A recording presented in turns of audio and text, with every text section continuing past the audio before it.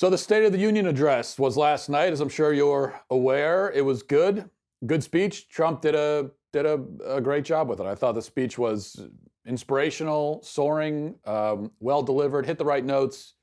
Love the pro-life bit. I'll talk more about that in a minute. I like the part about the wall. We'll talk more about that as well. I thought he made the case for the wall very well. Now, unfortunately, it's not going to matter in the long term. It won't matter really by next week because nobody is going to remember this speech by like tomorrow. Everyone will have forgotten and moved on. Not because the speech was not memorable. I thought it was memorable, or should be memorable, except that nothing is memorable in our culture because nobody remembers anything for more than 24 hours. Everything moves on and everyone forgets everything. Nothing lasts. Nothing matters. That is my cheerful thought to begin the day. But still, you have to make the most of the opportunities that you are given, and even if they are fleeting. And Trump definitely did a good job with the speech. As I have said many times, Trump is the scripted version of Trump is vastly superior to the unscripted version. There's no competition, and it's just I can't believe that anyone would dispute this anymore.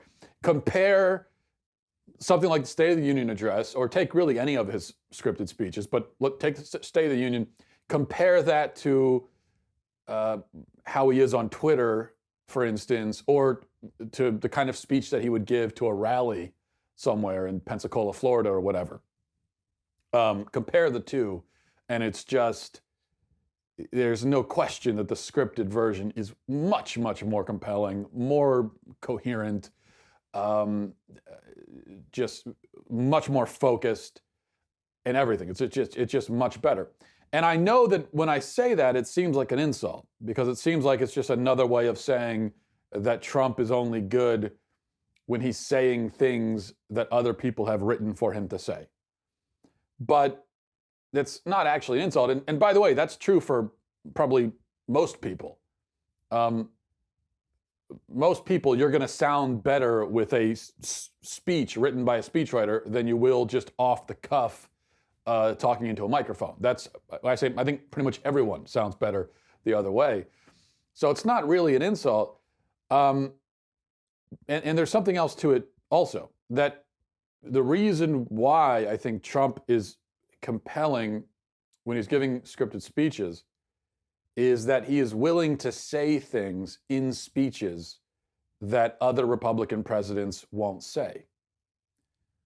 And that's the really could be the very valuable thing about Donald Trump, is that he is willing to put out a message. Now, he needs help crafting it, but if he gets help crafting it, he's willing to say these things. So for instance, as I mentioned, he talked about the wall, and that whole chunk of the speech was very good. It was also something that you probably wouldn't hear from any other Republican president. We haven't heard from any other Republican president. And this is where Trump is extremely effective, when he's delivering a message that is his message, his unique message, but he's had help putting it all together. So let's take a look at him. Here he is making the case for the wall. My administration has sent to Congress a common sense proposal to end the crisis on the southern border. It includes humanitarian assistance, more law enforcement, drug detection at our ports, closing loopholes that enable child smuggling, and plans for a new physical barrier or wall to secure the vast areas between our ports of entry. In the past, most of the people in this room voted for a wall, but the proper wall never got built. I will get it built.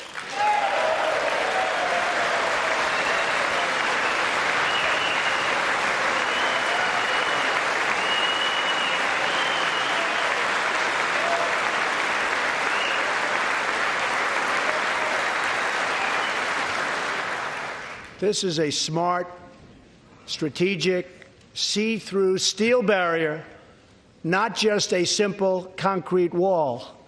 It will be deployed in the areas identified by the border agents as having the greatest need, and these agents will tell you Where walls go up, illegal crossings go way, way down.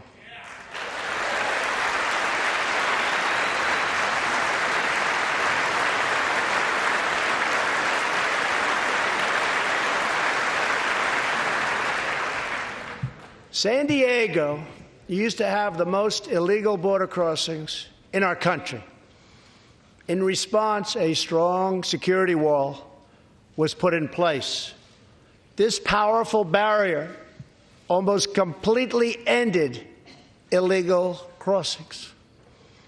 The border city of El Paso, Texas, used to have extremely high rates of violent crime, one of the highest in the entire country, and considered one of our nation's most dangerous cities.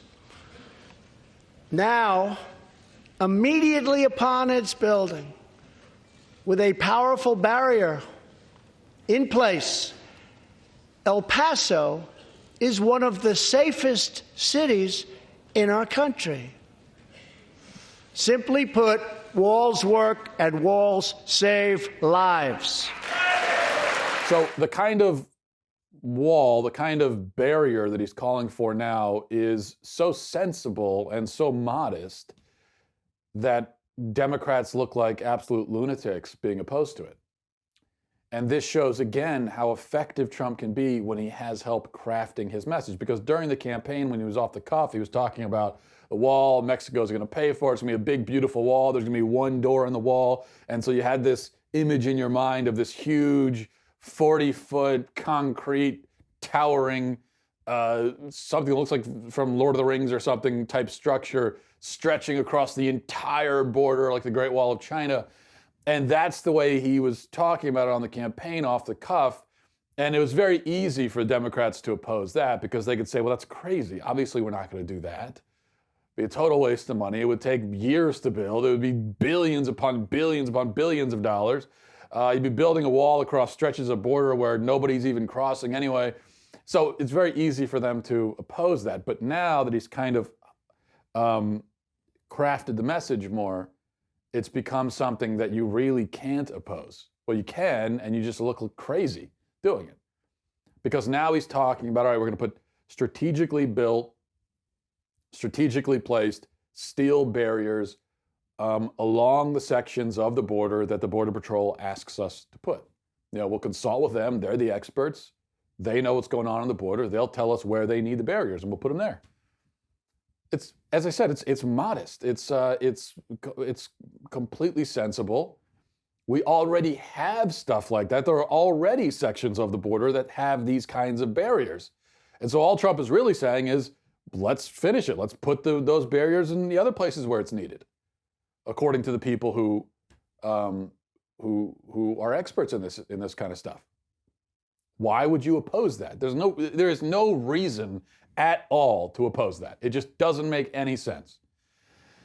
Well, Democrats oppose it because they simply cannot support common sense things anymore, especially if Trump proposes them, or if any Republican proposes them. They just can't. They can't support it.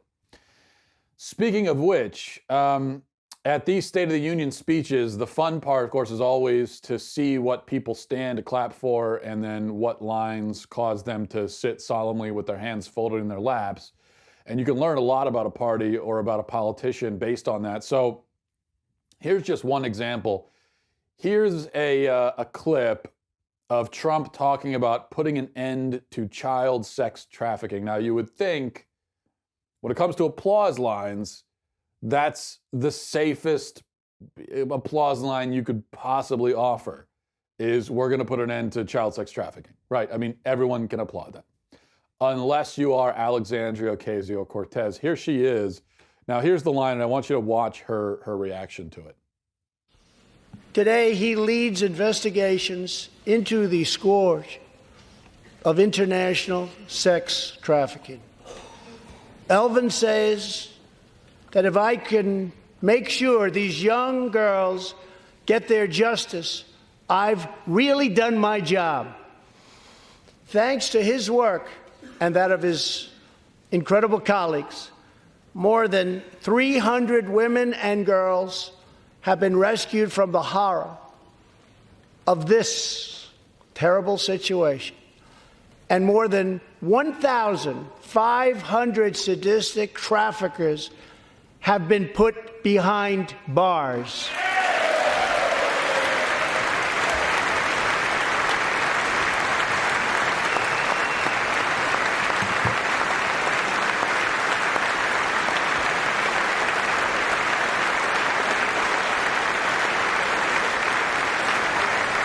That's pretty remarkable. She begrudgingly stands after a while and doesn't clap. She's you could see her practically rolling her eyes, like, all right, I'll stand. And then she just sits there with her hands folded, refusing to clap.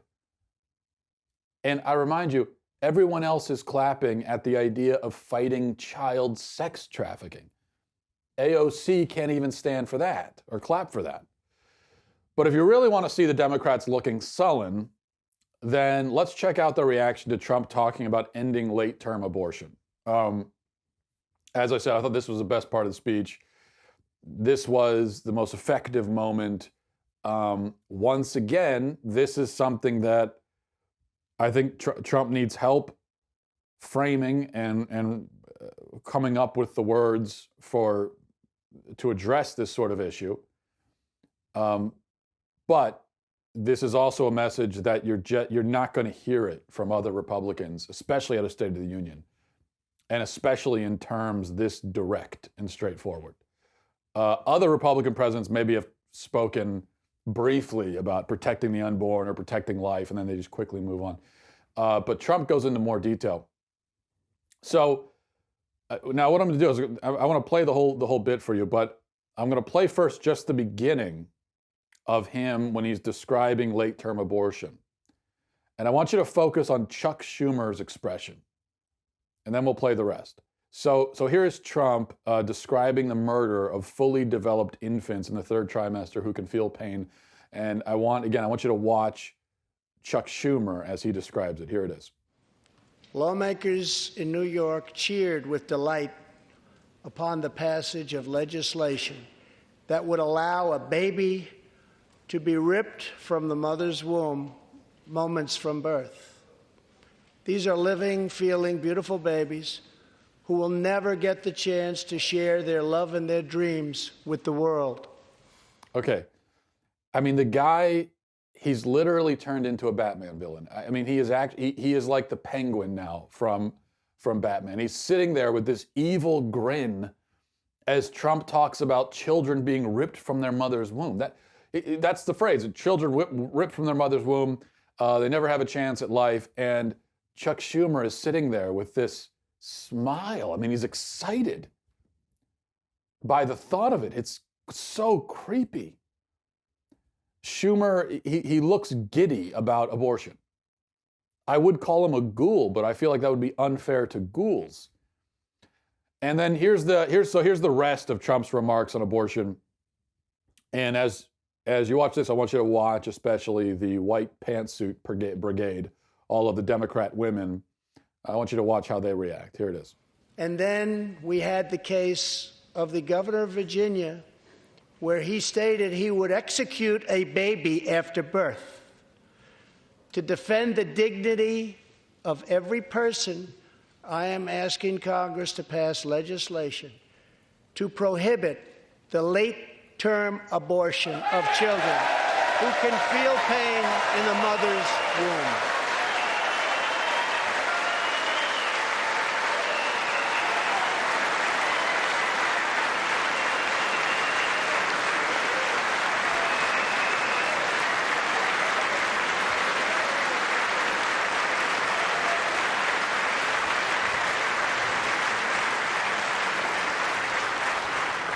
Let us work together to build a culture that cherishes innocent life.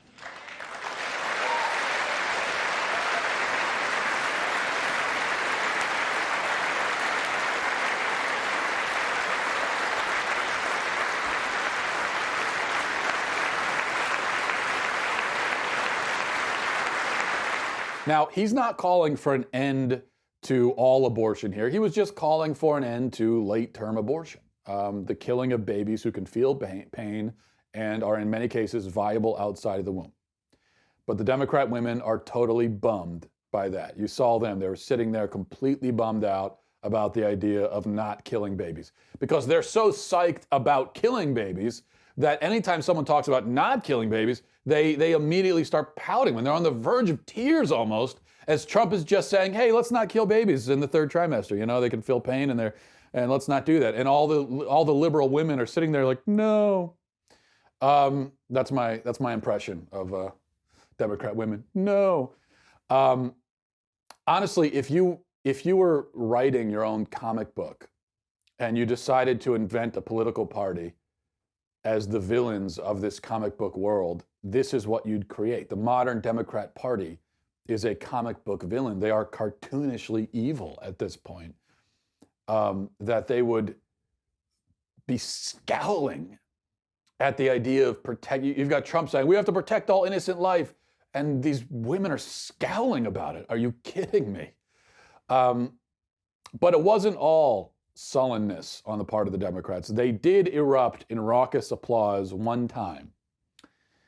And this was supposed to be an inspirational moment of unity or whatever. But I found it pretty gross, to be honest. So watch this. All Americans can be proud that we have more women in the workforce than ever before.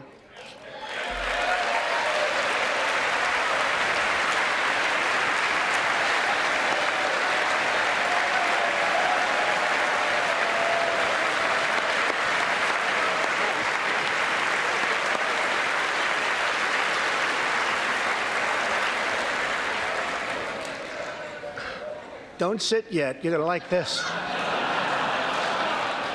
And exactly 1 century after Congress passed the constitutional amendment giving women the right to vote, we also have more women serving in Congress than at any time before.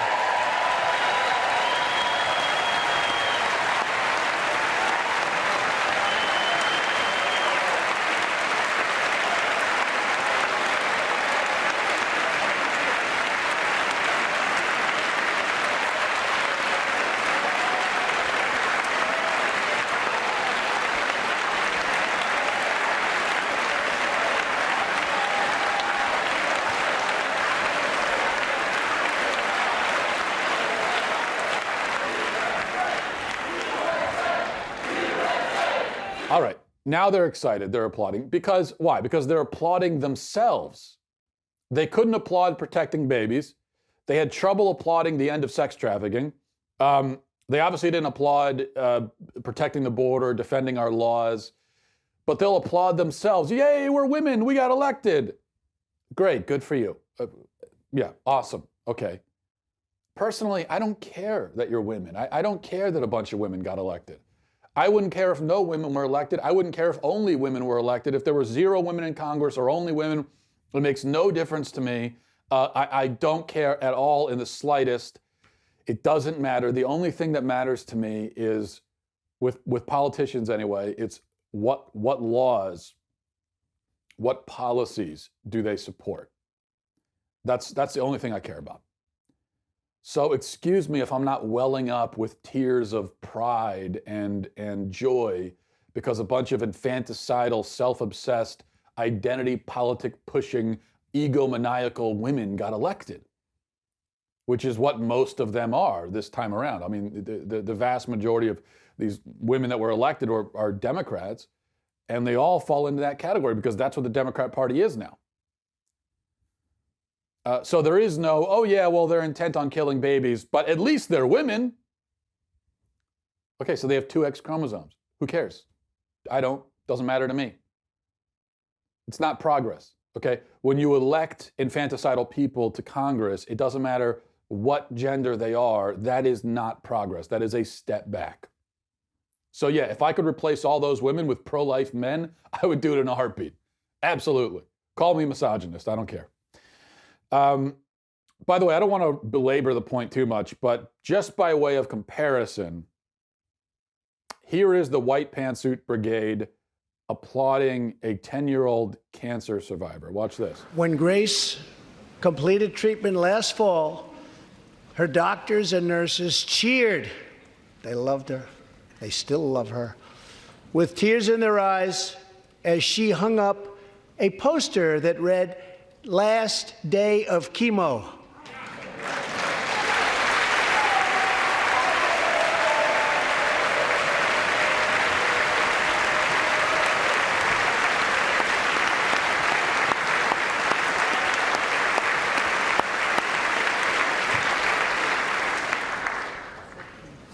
Thank you very much, Grace. You are a great inspiration to everyone in this room. Thank you very much. Okay, so they applauded. Kind of unenthusiastic, polite applause, just sort of, The applause for, I just want you to compare, the applause for themselves was exponentially more enthusiastic and raucous and congratulatory, self-congratulatory in their case.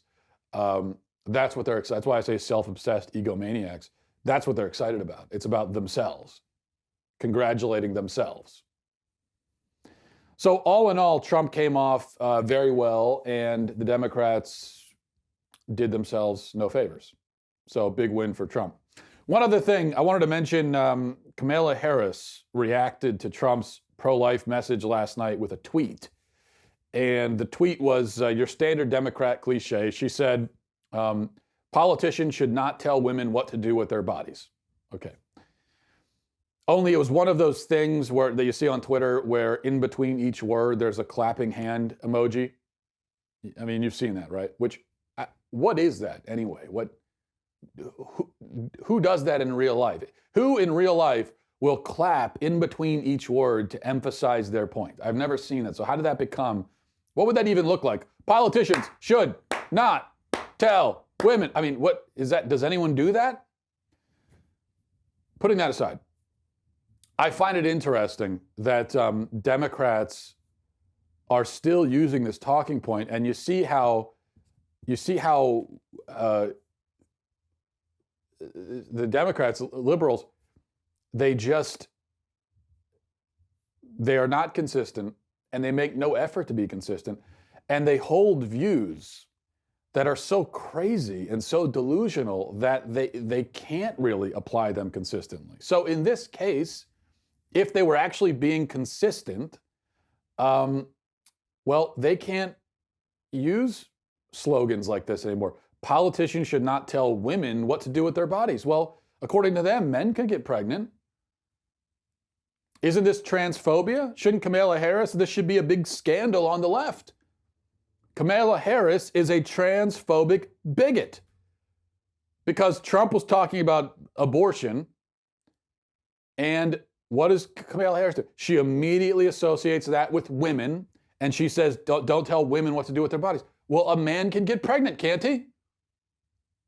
So this is not, you can't define, we are not defined. We make up our own genders, right? We're not defined by our biology.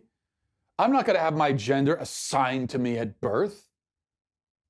So how dare you, Kamala Harris? How dare you associate pregnancy and babies and reproductive health with only women? That is transphobia. So all this stuff, no uterus, no opinion. If you're not a woman, you can't have an opinion about it. Women's rights, women's health, all of it. You have to get rid of all of that. You can't say that stuff anymore. According to your own ideology, that is all gone. You can't do that because it doesn't mean anything anymore. Remember? There is no women's health. What does that mean? If by women's health you're referring to, abortion, anything that has to do with, then the phrase women's health is exclusionary, transphobic, right? So you see, they can't even put all the pieces of their own agenda and their own ideology together, and they don't even try because they know that everything conflicts with everything else. It all contradicts each other because it's all so crazy. So when they're arguing for this, when they're making this argument, then they'll make one argument over here, and then they'll put that argument down on the shelf and put it and just leave it to the side. Then they'll go over here and make a different argument that contradicts that argument, but they keep it all together. They never put it together into one cogent, coherent system of thought because they can't. All right. Let's check some of your email. Go to the inbox, mattwalshshow@gmail.com, mattwalshshow@gmail.com if you want to chime in with a question, comment, concern, whatever it may be. Insult is fine too.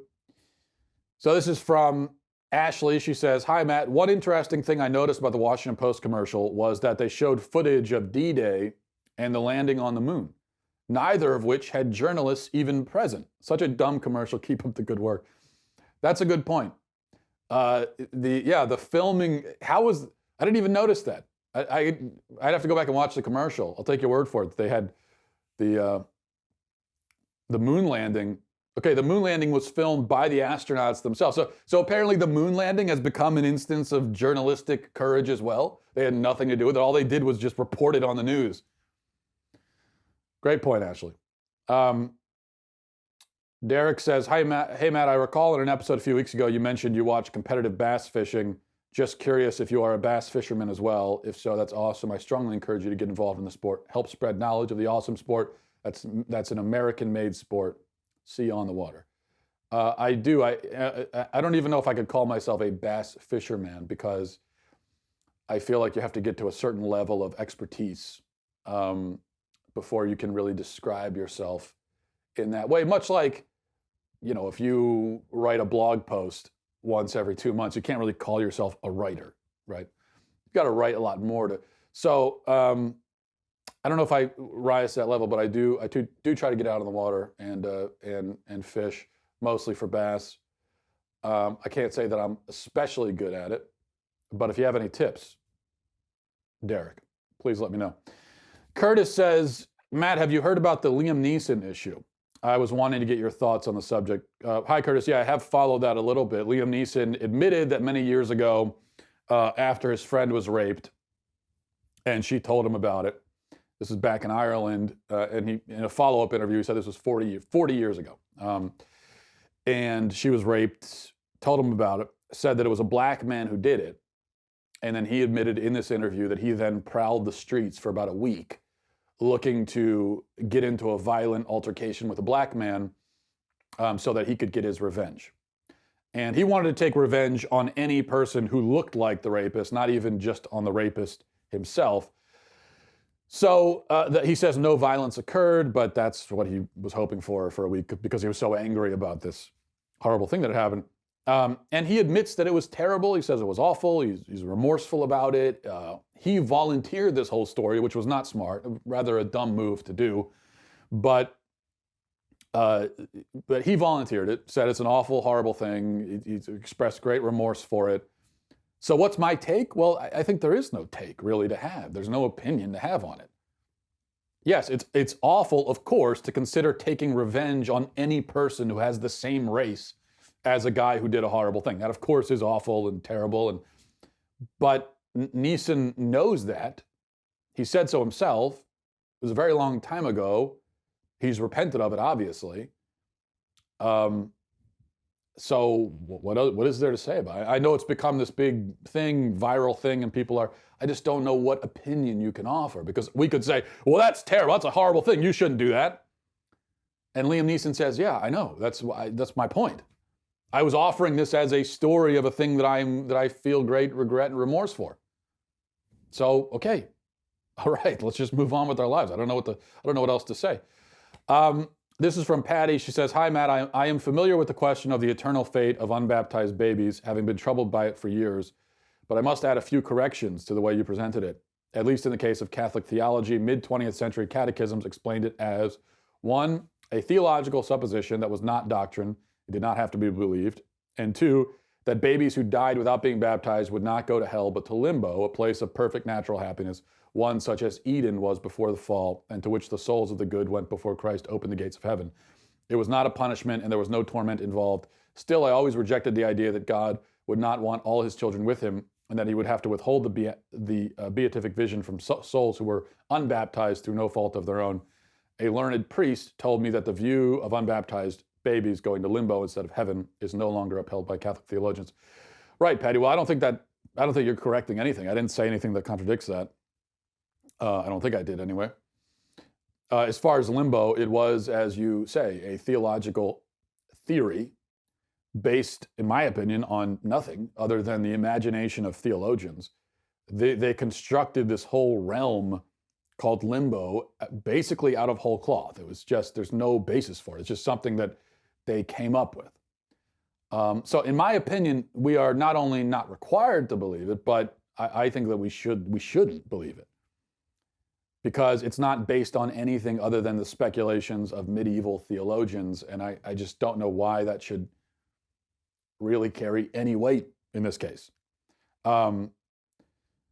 And the other problem is it also seems, so I know that if you speculate something like limbo, you think, well, you get around the whole hell thing there, because even though you've just made up this thing called limbo, in your mind you've gotten around hell because you're saying, well, maybe it's not active suffering and torment, but first of all, if it's eternal separation from God, not to mention from, I mean, this is placed just for, I mean, if it's eternal separation from God, not to mention all of your loved ones and everything, I don't know how that would not be eternal torment. How is that not suffering? But in any case, the other problem with it is that it strips power from God. It suggests that God is not powerful enough to figure out a way to get these babies into heaven. That it sort of presents a problem to him that he can't fix, and so he has to cast them out somewhere else. And the other issue is that it takes kind of it turns the atonement into some pretty weak sauce, doesn't it? If it can't even cover dead infants? If dead infants are not covered by the atonement, then haven't you just severely mitigated the effect and the power of Christ's saving sacrifice? So anyway, I agree with you. From Lenny, he says, Matt, I thought your reasoning as to why babies don't go to hell was not good. You said that a just and merciful God wouldn't send babies to hell. How is that your determination? Isn't it possible that you just don't understand justice and mercy? I just don't see how you could presume to make those kinds of declarations. I think it's very possible that some young people, even babies, are damned upon death. I would never presume to tell God he can't do that. We are all sinners after all. None are righteous, none at all. Well, Lenny, as I explained yesterday, and here you are talking about, you're not talking about some limbo that you've made up. This is, you're talking about babies going to hell to be tormented for all eternity. That's what you're talking about. You said damned, right? Well, as I explained yesterday, if the word mercy has a definition that includes damning infants to trillions of years of torture, then the word has no discernible meaning at all. It doesn't mean anything to say mercy. I want you, come up, how about this? I'll give you a challenge, Lenny. Come up with a definition of mercy. Come up with a discernible, meaningful definition of the word mercy that could possibly include torturing infants for trillions of years. Can you do that? Because if you can't, then that creates a logical problem. So it's not about putting God in a box or anything like that. This becomes more of like, can God make a square circle? And the answer is no, because it's illogical. It is a logical contradiction. Can God make a boulder so big that he can't lift it? No, it's a logical contradiction. I would say that a merciful God damning infants to an eternity of suffering is a logical contradiction. You've just put two opposite things together, and you can't do that. When we call God just and merciful and loving, we must mean something. Okay, these words have to carry some meaning. And if, when we say God is merciful, if all we really mean to say is God is what he is, then again, the sentence doesn't mean anything, and we have no guarantee in that case that God is not cruel and unjust and evil. If you're telling me that all we can say about God is, well, he is what he is, and whatever he is, that's what he is. Well, true, but if that's all we can say about God, then we have no guarantee at all that he's not a cruel monster, right? Point being, if all we can say about God is that he is what he is, then we end up with a sort of like deism, right? Where God is this totally mysterious force that we cannot say anything about. But if you insist, as I'm sure you do, and as I do, and as Scripture does, and as Christianity has for thousands of years, that God is merciful as opposed to cruel, then we must have some definition of mercy that excludes cruelty, right? If we include cruelty, such as the cruelty of torturing infants, if we include that in the definition, then again, we're back to this place of deism, where we can't say anything about God because none of the words mean anything. So I say that God doesn't damn babies to hell because when I say that I believe that God is merciful and loving, I mean it.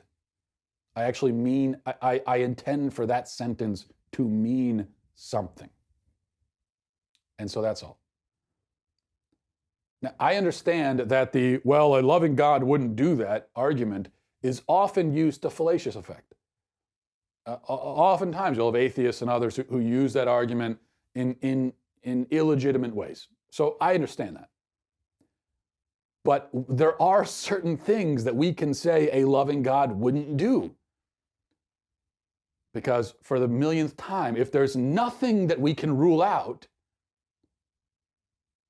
then calling God loving means nothing, and stop saying it. You don't mean anything when you say it.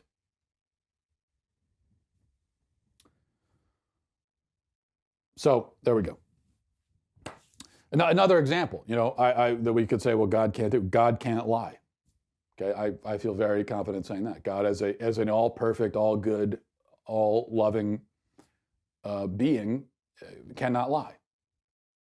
So am I putting God in a box? Am I daring to tell God what he can and can't do? No, I'm not telling him what to do, but I am making a declaration about what he does and doesn't do. Doesn't lie. Because that would be in contradiction with an all-loving and all-perfect being.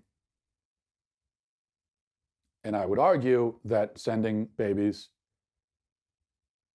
to trillions of years of torment is also a contradiction. It may, either it could contradict. Now I say it contradicts his mercy. The only other option is that it contradicts his omnipotence, his power. Because if we're saying that there's nothing he can do, right? He for some reason he has to send them there.